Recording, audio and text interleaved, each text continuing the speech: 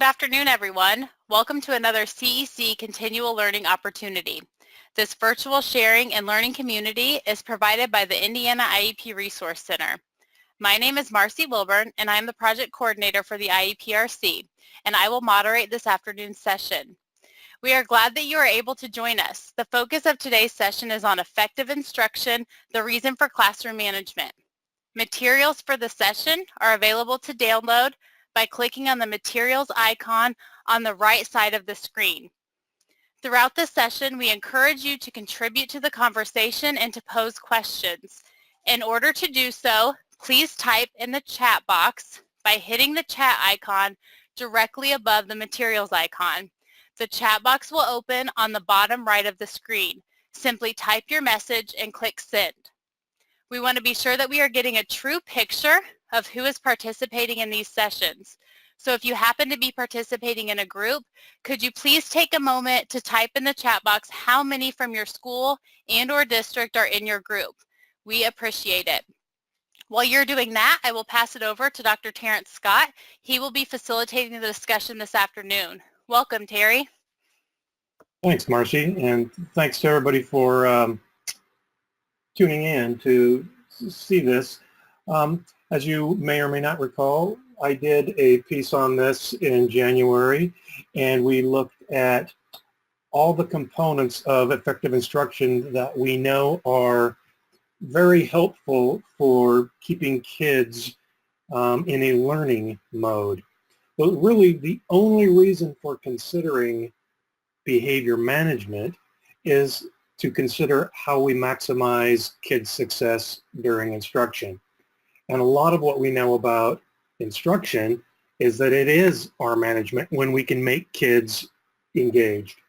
What I'd like to do is I'd like to kind of go through a little bit of a review of some of the things I've talked about before. Please, if you have any questions at any time, it's fine to type them into the chat box, and we'll try to keep monitoring that. And I will leave a lot of time toward the end for more question and answer period. One of the things I wanted to kind of hit upon differently this time is this idea of where problem behaviors occur. So this is an analysis from a large metropolitan school district of 23,000 suspendable offenses during a school year. And you can see that better than 70% of all suspendable offenses start in the classroom. And on the graph on the right there, I was able to get in and break that down by ethnicity. Different ethnicities, there is not much variance. Pretty much across the board, classroom is far and away the place where kids are most likely to have those problems. So if we want to think back upon instruction as part of classroom management, what we want to start to think about is what would be the impact of increasing the pieces of effective instruction. And here are a couple of the things we know.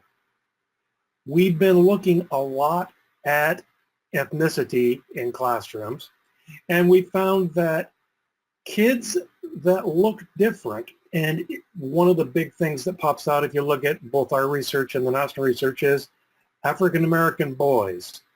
Teachers tend to give them less instruction, and teachers tend to give more negative interaction to those kids. And I'm going to speak a little bit more about ethnicity here in just a second. But that same thing goes for kids with disabilities, especially if teachers are aware that kids have behavioral disabilities. What we find is that when people believe that a kid has a disability, even if they don't, those kids are treated in very much the same way that African American boys are. They get less instruction and they get more negative interaction with teachers. Now, I said I'd come back to this point about more negative interaction, and a lot of people have suggested that, well, that's because these kids, for whatever these pieces are for them, whether they are African American or come from a background of poverty or have disabilities, etc., a lot of people have suggested, well, those kids have more negative interaction because they have more negative behavior. So what we did was we did 1,500 observations of kids across elementary, middle, and high school. So we would just go into a classroom and pick either a African-American kid or a white kid. I take that back. It was either a white kid or not white kid. And we would just randomly pick that kid, and then we would code what their behavior was. So I want you to look across there on that first one, elementary student behavior. We look at disruption, off task, and active engagement.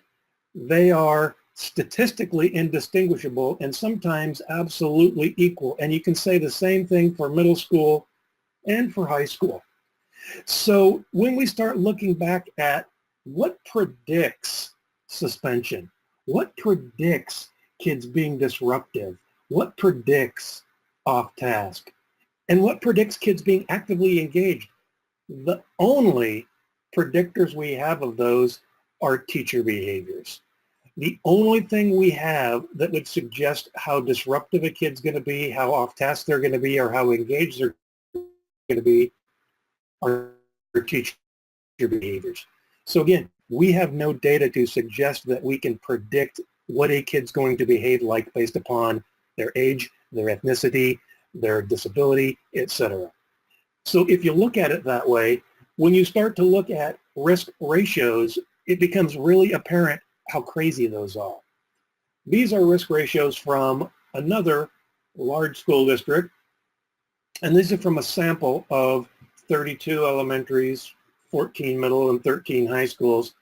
A risk ratio is you compute based upon the number of kids in that population that are not white and the number of suspensions they've had divided by the number of white kids there are proportionally and their suspension. And this number tells you how much more likely it is for there to be a suspension.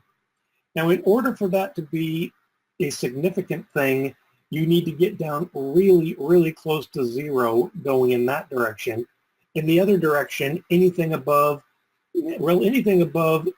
2 really would be considered disproportional. So if you look there, there are 5 elementary schools that suspend non-white kids more than twice as often, and a whole bunch more that do it between 3 and 12. So I don't want to belabor this point, but you can see across every school, even though we know the kids we're looking at here don't have different behaviors, they do have different outcomes. So if you want to start going back again and saying, what do we know about those kids coming in? Again, the only thing we can find different is the degree to which they receive the instructional practices that we believe offer the highest probability of success. And so this is something I talked about when we did this in January, that if you only consider 3 teacher behaviors, 1, the degree to which that teacher is focused on students and learning. So we actually watch how much time during instruction do they spend talking about the instruction, working with instruction, working with kids, talking to kids, engaging with curriculum and kids, all those things that you would call teaching. Second, we record how frequently the teachers provide kids with chances to do or say. We call those opportunities to respond, or OTR. So what do you think? Turn to your neighbor and talk about it. Build one of those. Tell us how that would fit with your life. Raise your hand if you agree. All of those are considered OTRs. They engage kids. And third, positive feedback. Just simple, verbal, or otherwise, an affirmation that you did something right. A smile, a wink, a nod, a thumbs up, a yes, correct, good, thanks, wow. Anything that affirms you did that right counts. So what we had done with this previously, and this is about a year old, this data, and what this has been published, is that when you look at clusters of teachers and the degree to which they provide those 3 things during instruction, teachers in the lowest cluster, which accounts for the lowest third of all teachers, Knowing that what teacher we're watching is using those three things in the lower third of all teachers is immediately predictive of kids in that classroom being more likely to be off task, 27% more likely, and 67% more likely to be disruptive. So then again, if you break that out and say, how do teachers use those not only across the classroom, but how do teachers use them if you look at individual students? What we find is, knowing that the kid we're looking at is not white, especially African American, knowing that the kid we happen to be looking at is from a background of poverty or has a disability or has some history of behavior problems, means that they are going to get less of those three things than other kids. So again, we keep coming back to this kind of big logic. This big logic is, we know what kinds of things set kids up to be successful in a classroom and what kinds of things don't. Is it a 100% thing? No, but it's very predictable. So then we can say, if we know that, what will happen? So we just finished another big analysis using this same logic. And we looked only at suspensions. And then we looked at what teachers were doing in the classroom. And what we found is that at the elementary school, you can predict the number of suspensions that school will have as an entire school, not just proportional, just entire suspensions, by just the opportunities to respond and the positive feedback. So if we're really looking at how do we manage a classroom, how do we create a classroom where kids are less likely to have problem behaviors, the first part of that answer has to be effective instruction. So I keep coming back to these same big ideas with effective instruction. To what degree is the teacher engaging the students? To what degree is the teacher driving the instruction? To what degree is the teacher providing positive feedback to kids on a regular basis? One of the things that I hear often when I talk about this is, but what if the kids aren't ever doing anything right? And I have two responses to that. The first one is, I think that's extremely unlikely, that you've got a classroom where nobody is doing anything they're supposed to do. Time and again, if you look at the literature, you see that teachers don't use positive feedback even when it's warranted. And it's not just teachers. People in general don't. And I myself have gone into a classroom and asked someone to code me, and I'm thinking I'm going to really crank up that positive feedback, and I get involved in what I'm doing with teaching and I forget. So it isn't about mean people, bad people, etc. It is just not something that we as educators have been trained to do or think about very well. So I also showed you this last time, if you were with us in January. The effect of OTR is greater when you look at kids who already have a history of failures. So in other words, this is just kids with from poverty backgrounds. So if you look at all of these kids that come from Title I schools, and you say, here are schools that are really doing well. Their kids are distinguished in reading, and here are kids who need improvement as a school. They'd be, their state label would be needs improvement. So at the top or at the bottom in terms of reading as a school. And if we go in and look at all the classrooms in all of those schools, what we find is the thing that distinguishes a distinguished reading school from a low reading school is the number of times an adult gives kids a chance to respond during instruction.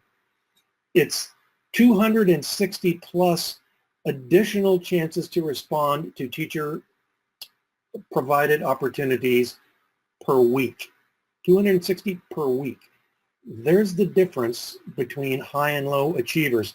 But one of the things we've started finding, and I'm taking you back to something I mentioned a minute ago with the clusters we looked at with teachers using just OTR and positive feedback, If you start really digging into this, what you find is that the lower income the school is, the more free and reduced lunch that school has, the stronger this relationship is. So if you look at this relationship across every school, it's statistically significant. But if you break it out by elementary and secondary, it's far more significant at elementary. And if you can break it out by free and reduced lunch, it's far more likely to give you an effect when there's a lot of poverty. So what we're looking at here, again, is kind of this big idea that these things are necessary. How necessary? It depends. If you're in a school where kids are all doing really well, there aren't many behavior problems. There aren't teachers that believe some kids are more or less likely to have problems. Cranking up these things doesn't make as big a difference as it does in schools where those things are going on. We can't completely understand this yet. I can't completely explain it. But what we continue to find is that these things have a bigger effect in schools that have crises going on. That may mean that those schools are having crises because these things aren't going on. It may also mean that these things were going on, but they weren't enough because of the crisis, so these things need to be, and that's something we've yet to kind of completely figure out. But again, we are finding the same relationship over and over again. If you look at what teachers do during instruction, it's the better predictor of what kids will do than if you look at just behavior management. But what we do find is in classrooms where teachers don't use behavior management or classroom management strategies, we also don't see as much engagement, and it's because the teachers are spending more of their time dealing with behavior. So I don't think that we would want to say if you've got good instruction, you don't need classroom management, because the reality is you need classroom management in order to make instruction work, and you need instruction to work in order for classroom management to be effective. Both things have to be there to get something going. And again, I want to point out that this isn't something that we only see in classrooms. Here's some data that's based on looking at what adults are doing in hallways, cafeterias, entryways, playgrounds, and locker areas. So we've just gone and set people into schools, and we just watch what adults are doing during those times.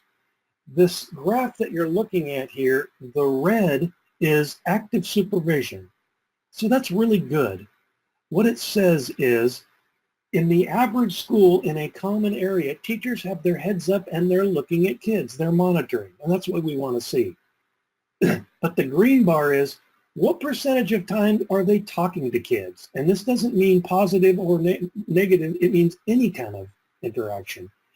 And again, what you see is, even at elementary school, the engagement is very low. And one of the things that we're starting to see, and we're going to study more because it looks like there's something there, is something we call momentum. When teachers engage kids outside of instruction, kids seem to be more willing to be engaged inside of instruction. So teachers can set the occasion for kids being actively, positively engaged during instruction by facilitating positive engagement outside of instruction. But you can see there, especially at high school, kids don't get engaged with teachers outside of instruction. The next thing we'll be looking at is how much do teachers engage kids in the classroom before instruction starts. But I think we're going to see the same thing, that the more teachers do that on a social level, the more we're going to see that kids are engaged positively during instruction.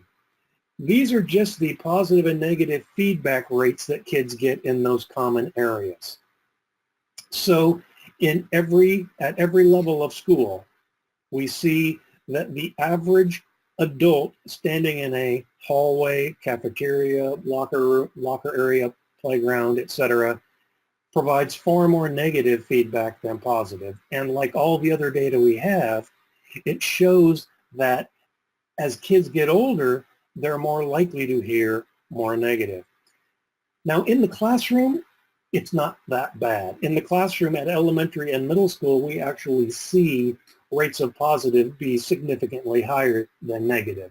Not as high as we'd like, but it is at least positive negative. At the high school, it's about even or sometimes a little below, but what we see there in the high school is really out of whack. When you see, I only get 0.23 positives for every 2.62 negatives when I'm around adults. So what I've been trying to make a case for, and what I'd like to really engage you with, is this idea that effective instruction is necessary, but not sufficient. Classroom management is necessary, but not sufficient. You need both. And good instruction makes management work better, and good management makes instruction work better. So I'd like to take a little bit off to the side here from where we've been in the past and just go back to classroom management. So to start with, we know that if we're talking about management, it starts with rules. So here we are back at instruction. We know that classroom management works better when teachers are explicit and tell kids exactly what the expectations are. We know that teaching kids the classroom rules and rules for how to engage with one another in a respectful way need to use authentic examples, same as we would want to see if we saw someone teaching any academic content area. We know that that needs to be engaging. There needs to be a discussion. Why do you think that's important? Why do you think that's our rule? Rather than just shut up and listen, here's the rule.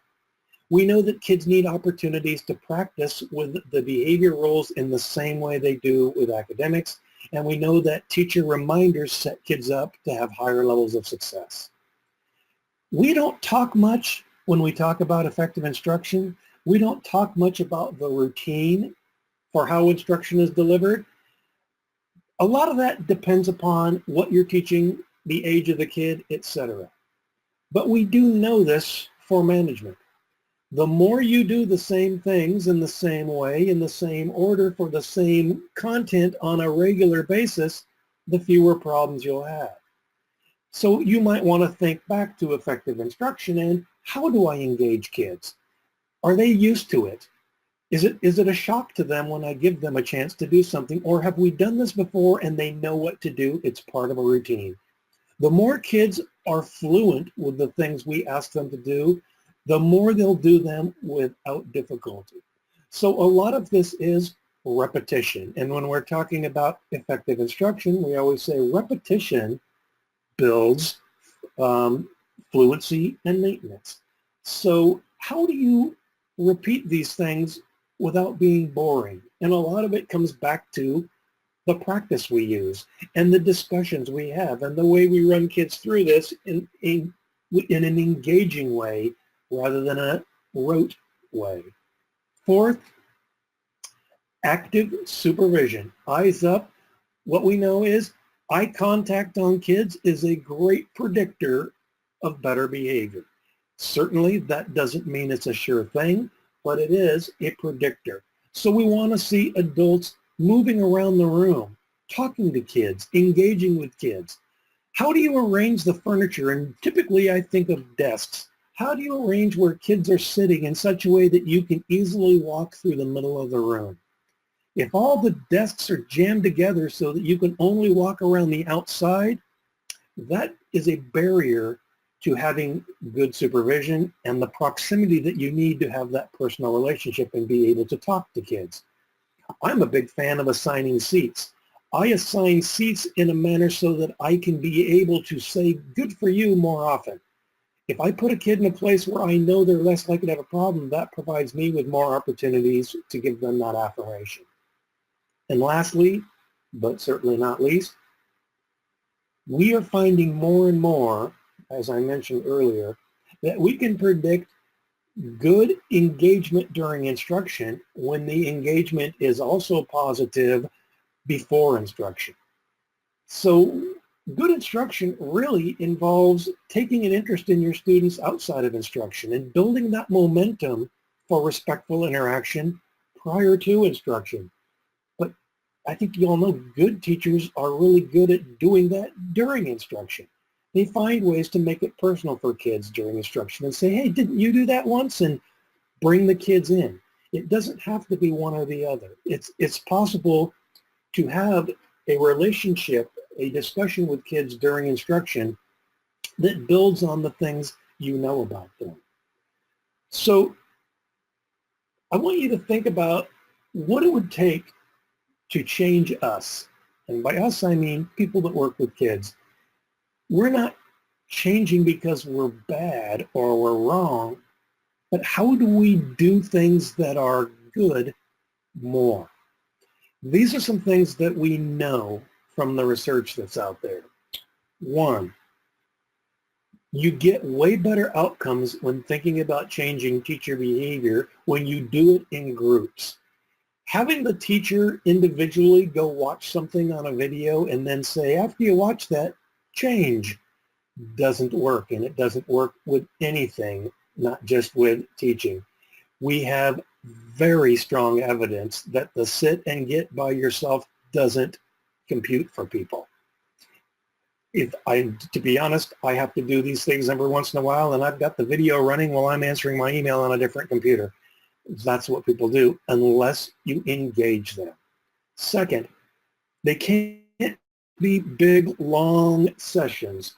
We need to have one topic, one thing we talk about. It might be nothing more than how to say something positive. We talk about it in very short bursts. We don't need a long in-service and somebody talking for a long time.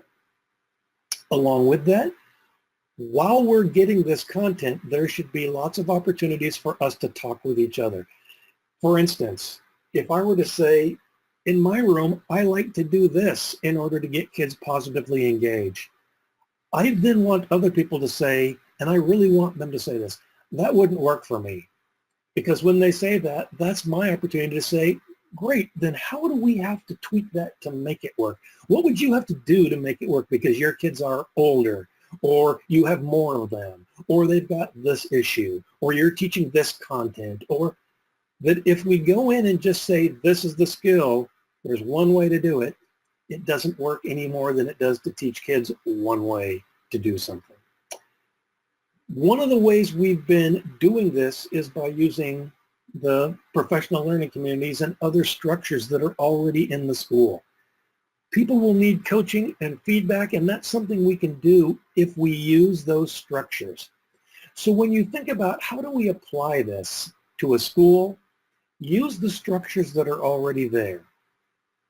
Systems structures like PBIS, RTI, MTSS, Interconnected Systems Frameworks, all of those things or any one of those things are systems level things. How do we use those to engage adults? But the PLCs, the other structures that are typically there, those are things we can also use when we pull this together for our school. So I'm going to have a video play for you, and here's what's going to happen in this video. This is part of a video that's used to talk to adults about active supervision.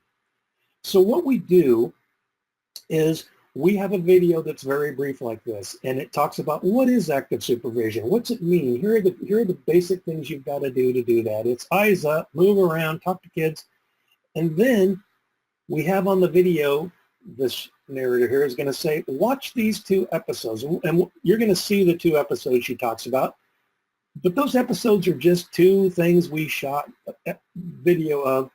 The real piece that's important here comes at the end when it asks the people in that PLC to get together and discuss what would this look like for you.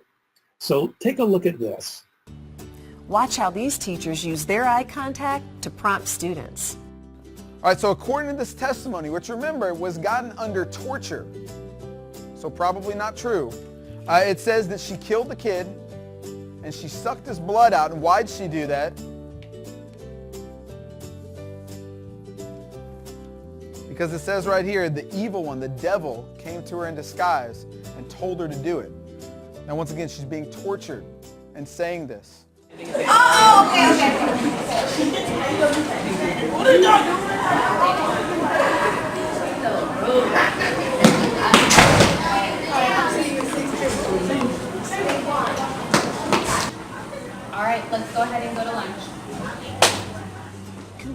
some challenging students with whom you regularly interact.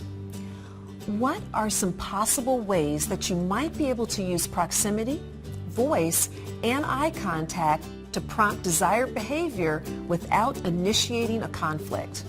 Be sure to consider how you'd have to change up the way you move through the classroom and maintain active supervision to make this work in your classroom now.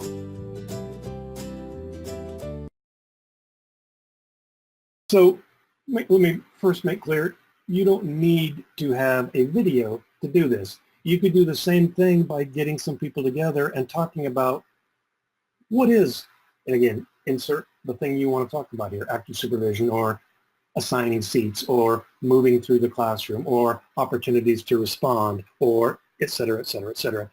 Talk that through what it is, role play it. Or you could shoot videos from your own school. The key is that people have an idea of what we're talking about and that they get to discuss, what does this mean for me? How would I have to tweak that to make it real, authentic, practical for me in my classroom?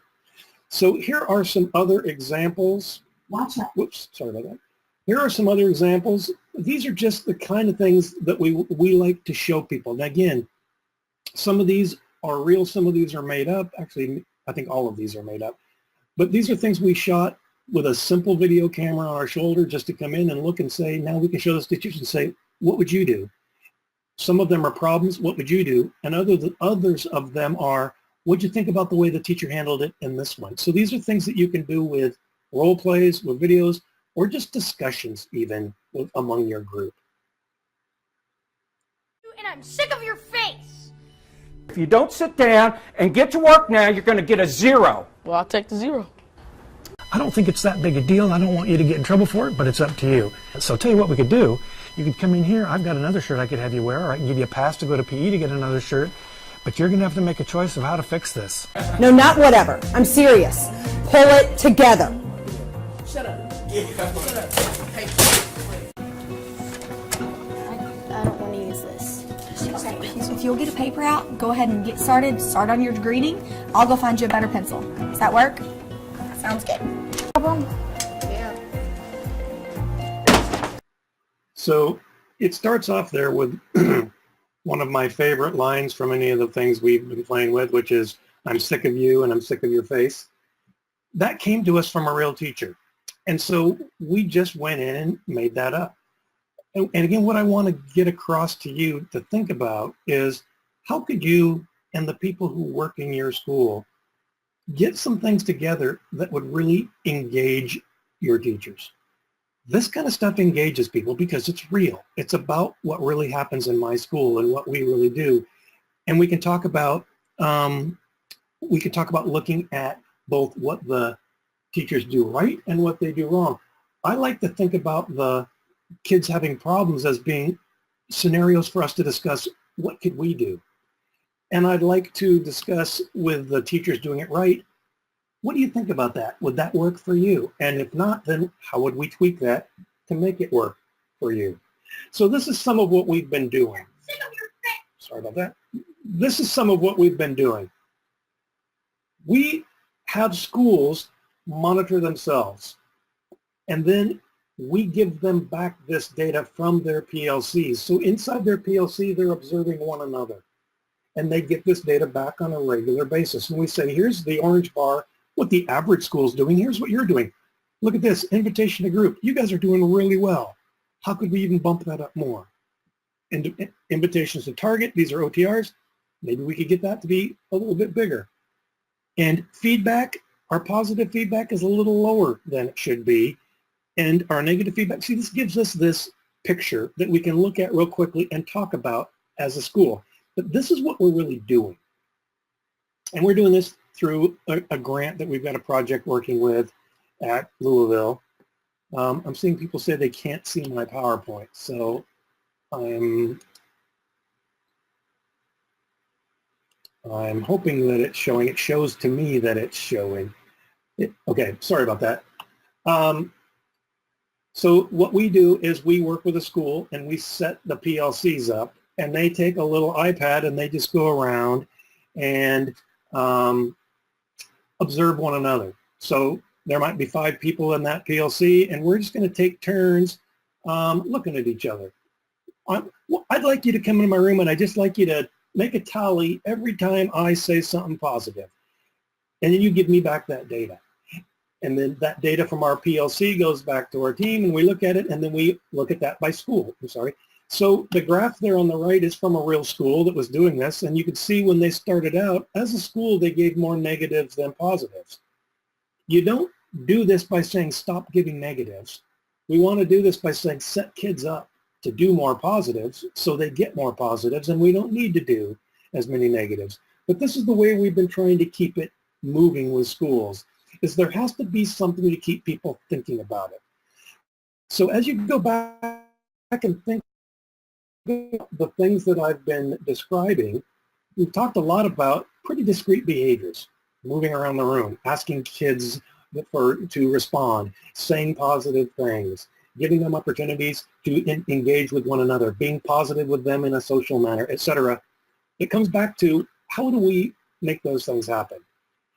And the reason I've taken this twist today and gone off on this, how do we move people, is because the literature is so overwhelming that we can't do it very well unless we have coaching. There's no way we're going to have a coach in every classroom. So really, the thing that makes sense for us is to do peer level coaching. And that's what I've just described, is how do we watch each other and give each other feedback and use this? Again, it isn't going to work if we just say, at your next faculty meeting, stand up and tell people they need to be more of this or that. It doesn't work. Just giving the schools the feedback we found wasn't helpful. I really thought that when we said to schools, here's what the norm is, here's where you are, see if you can get that to go up, that would do it, and we've not had any luck with that. I also think this is something that the school should focus on as a school goal. The leader should be a part of this saying, as a school, here's what our goal is.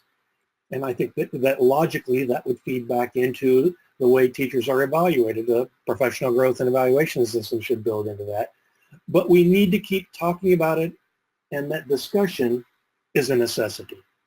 So that is what I wanted to talk about, and I think it was similar to what I've talked about in the past, but I think it also took a different spin. And so I would really welcome any questions you have about any of the components that I talked about, or about how you might implement any of those with a school.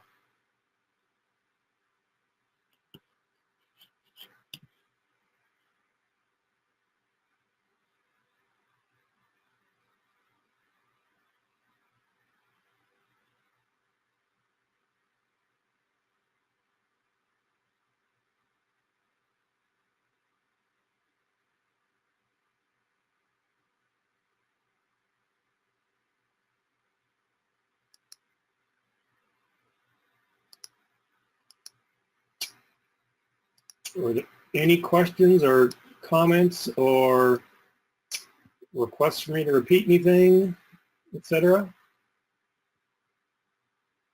Okay, I'm sorry. Somebody said video your class and watch. I agree.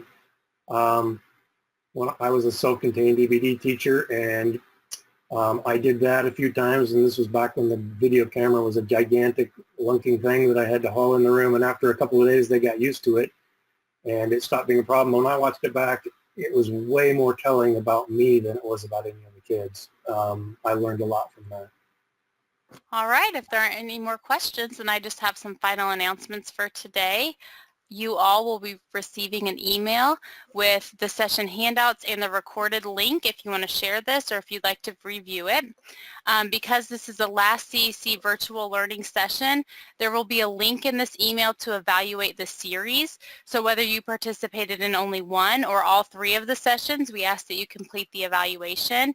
And please continue to check our website for additional professional learning opportunities. Thank you, Terry, and we hope everyone has a great evening. Thank you all. All right. Bye, Terry. Bye.